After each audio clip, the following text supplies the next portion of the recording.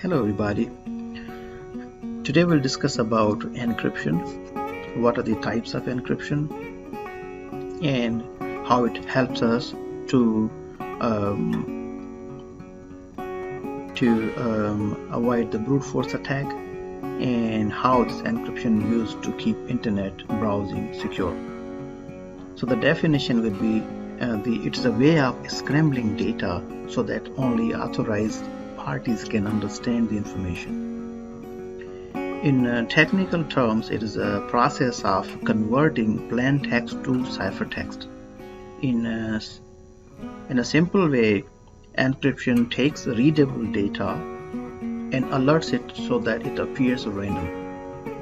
Encryption requires the use of encryption key, which is a set of mathematical values that both the sender and recipients of encrypted message know. Although encrypted data appears random, encryption proceeds in a logical and predictable way so that a party receiving the encrypted data and is in possession of the key used to encrypt the data can decrypt the data, turning back into plain text. Okay, so the third party cannot intercept it, cannot guess it, cannot even apply those brute force techniques on it.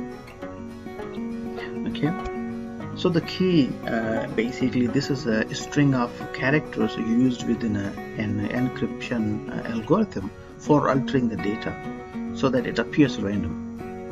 A key is literally the concept is like a physical key. It locks the data so that only someone with the right key can unlock it, or I would say can decrypt it. Okay, there are different types of encryption: symmetric and asymmetric. When you say asymmetric, we also call them public key encryption as well. So in a symmetric encryption, there's only one key and all communicating parties use the same key for encryption and decryption. While in asymmetric or public key encryption, there are two keys. One key is used for encryption, and the different key which owners have it, they use for the decryption. Why is data encryption necessary? Because it helps us to maintain the privacy, security, authentication, and regulation. In privacy, basically no one can read the communication or data except the intended recipients or proper data owner. This prevents cyber criminals, ISPs, and any other who wants to intercept the data. The security, it helps data breaches whether the data is in a transit or at rest. Okay, let's say for example, if a corporate device is lost or is stolen and its hard drive is properly encrypted, the data on the device will likely still be secure. On authentication, we talked about asymmetric, which is the public key encryption. Among others, it establishes that a website's origin server owns the private key, therefore it was legitimately issued like an SSL certificate. Okay, we'll discuss more about SSL certificates in encryption in our upcoming topics as well. Regulations: for all these reasons, many industry and government regulations require companies that handle user data to keep the data encrypted. Okay, there are lots of compliances in place like HIPAA, PCI DSS, and GDPR. Again, we'll talk about HIPAA, PCI DSS, and GDPR in our upcoming discussions. So, another term is what is an encryption algorithm.